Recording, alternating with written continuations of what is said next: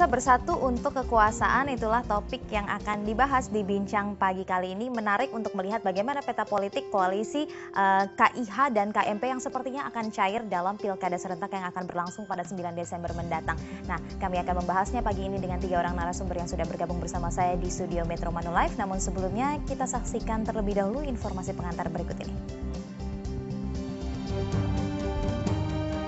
Sekretaris Jenderal Partai Demokrasi Indonesia Perjuangan atau Sekjen PDIP Hasto Kristianto mengatakan sikap politik PDIP dalam pemilihan kepala daerah serentak fleksibel, mengikuti tradisi demokrasi setempat di mana beberapa di antaranya adalah berasal dari Koalisi Merah Putih atau KMP. Dalam konteks ini ada tradisi demokrasi yang sudah hidup di daerah setempat dan sudah bekerja sama seperti dengan Partai Golkar di Ngawi, Jawa Timur, lalu dengan P3 di Tasikmalaya. Untuk menang ajang pilkada di 269 kabupaten kota yang akan mengikuti pesta rakyat ada daerah itu sendiri, sehingga membutuhkan kerjasama politik baik dari Koalisi Indonesia Hebat maupun Koalisi Merah Putih. Sebelumnya, Ketua Umum Partai Gerindra Prabowo Subianto juga menyatakan kesediaannya bekerja sama dengan partai manapun asal didukung rakyat. Sementara itu, Wakil Ketua Umum Partai Golkar Kubu Abu Rizal Bakri, Adi Kumarudin mengatakan partainya akan memilih calon dari kedua koalisi besar berdasarkan kriteria tingkat keterpilihan. Di pilkada, ajangnya terbuka, calon-calon akan dicari kecocokannya. Tidak bisa dipaksakan dengan KMP, tetapi akan diprioritaskan. Baik pemirsa, langsung saja saya mulai perbincangan. Saya ingin bertanya dulu ke Sekjen PDI Perjuangan, Mas Hasto.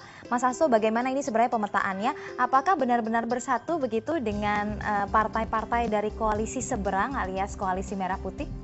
Ya, sebenarnya bersatu untuk bangsa dan negara.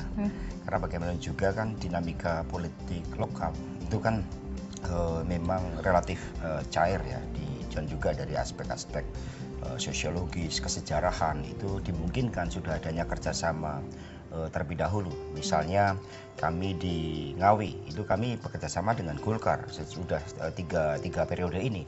Kemudian juga di daerah Bantul kami juga bekerja sama, sehingga tidak ada persoalan. Apalagi kalau kita lihat bahwa koalisi untuk pilpres itu sudah selesai. Itu hanya diperlukan pada saat kita mencalonkan presiden dan wakil presiden. Ketika sudah terpilih, maka yang ada adalah kepentingan bersama untuk negara.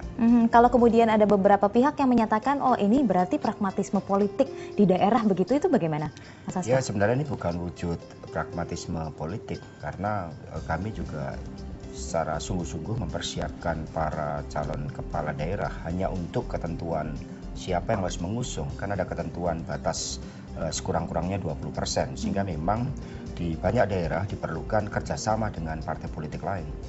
Oke, Mas Ariza, jadi di beberapa daerah di Jawa Tengah ya, salah satunya adalah sudah berkoalisi dengan PDI Perjuangan mengusung 4 bakal calon kepala daerah kabupaten dan kota begitu. Berarti benar-benar cair? Iya, jadi sejak awal kami memprediksi bahwa pilkada ini sangat cair ya. Tidak ada lagi batasan atau perbedaan antara KMP KIH. Kenapa? Karena memang semua partai yang tergabung di KMP atau KIH sekalipun itu punya tujuan, target dan capaian yang sama, yaitu ingin memiliki calon-calon yang dapat memenangkan pilkada itu sendiri, yang tentu dapat memajukan daerah dan mesejahterakan rakyatnya. Jadi yang menjadi tujuan utama adalah mencari tokoh dan figur. Nah, ketika mencari tokoh dan figur, kita tidak melihat lagi apakah itu dari partai A atau partai B. Gitu. Tentu memang semua partai ingin mengedepankan kader-kader partainya untuk tampil. Tapi semua partai juga sangat realistis. Ketika kadernya dikatakan belum siap atau ada kader partai lain yang lebih baik, kami semua realistis untuk mendukung kader partai lain, sekalipun kader kami, kader kita juga ingin tampil ya. Jadi saya kira dalam pilkada serentak ini satu peristiwa demokrasi yang baik dalam suasana bangsa kita yang sedang giat membangun. Di seluruh Indonesia di 269 daerah ada kebersamaan bersama untuk membangun bangsa melalui kearifan lokal, membangun melalui daerah-daerah. Saya kira ini penting, yang tentu bagi kita ke depan bagaimana tanggal 9 ini pelaksanaan pilkada ini dapat berlangsung dengan baik. Jadi fleksibel sekali, bisa bersatu, kecuali mungkin di Surabaya ya, Koalisi Majapahit berlawanan dengan PDIP sepertinya. Gimana? Ya, jadi memang ada beberapa daerah kami dengan PDIP, di dapil saya dengan PDIP. Gitu. Jadi kami mengusung bupati dari PDIP, wakil dari Gerindra ya, didukung oleh KMP dan KIH begitu, melawan keluarga incumbent kira-kira begitu.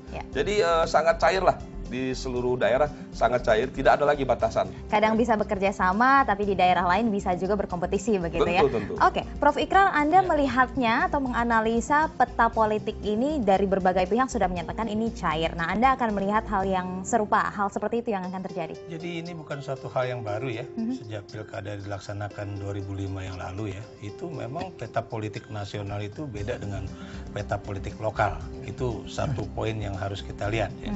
Jadi perseteruan misalnya, atau kalau kita tidak menggunakan kata perseteruan atau kontestasi politik pada tingkatan nasional, atau juga kemudian kerjasama politik pada tingkatan nasional, itu berbeda dengan pada tingkatan lokal. Kenapa demikian? Karena pada tingkatan lokal itu orang tidak melihat dia berasal dari partai mana, tapi dia misalnya apakah punya hubungan sosial budaya yang dekat, ya, hubungan kekerabatan yang dekat, kemudian juga dari segi ketokohan juga bagaimana. Lebih pada figurnya ya? Betul, jadi hitung-hitungan itu. Yang dua ya memang figur, dan makanya jangan heran kalau kemudian semua partai-partai politik itu ya, sebagai akibat dari mereka tidak punya persiapan yang baik selama 5 tahun di luar pemilu kada ataupun pemilu presiden, itu menyebabkan mereka menjadi partai-partai yang berebut dan kemudian juga berburu siapa tokoh yang bisa mereka ajukan sebagai calon kepala daerah ya. Itu yang terjadi, dan kita juga tahu bahwa kita tidak mengatakan bahwa terjadi realisme politik dan sebagainya, tapi memang kondisi di lokal itu seperti itu, dan itu yang memang harus dipahami oleh para pimpinan partai di tingkat pusat. Nah, ini yang kalau saya lihat seperti itu ya. Saya beri contoh misalnya PDIP menggunakan pendekatan pendidikan politik atau sekolah politik, sekolah partai untuk pilkada, walaupun buat saya ini juga sangat terlambat ya, karena yang namanya kaderisasi itu harusnya berjalan longitudinal dan kemudian berjalan terus menerus tanpa memandang kapan pilkada, kapan pilpres, kapan pemilu legislatif dan sebagainya ya. Walaupun memang kita tahu itu biayanya cukup besar, dan ini yang menjadi satu titik kesulitan bagi partai-partai politik untuk melakukan kaderisasi dan rekrutmen politik dalam jangka panjang, karena lagi-lagi ketokohan seseorang pada tingkatan daerah itu memang berbeda pada tingkatan pusat. Betul. Gitu. Oke, nah yang menarik juga adalah ini cair untuk berkoalisi mengusung tokoh-tokoh tertentu begitu ya untuk menjadi bakal calon kepala daerah. Tapi sebenarnya dalam koalisi kan ada nilai, ada value, kemudian juga ada sikap terhadap berbagai kebijakan yang sebenarnya selama ini itu yang menjadi intriknya selama ini. Apakah itu akan terjadi atau tidak? Nah, kita akan bahas tapi setelah jeda dulu. Kita harus iklan terlebih dahulu, pemirsa tetaplah bersama kami. Setelah jeda Bincang Pagi akan segera kembali.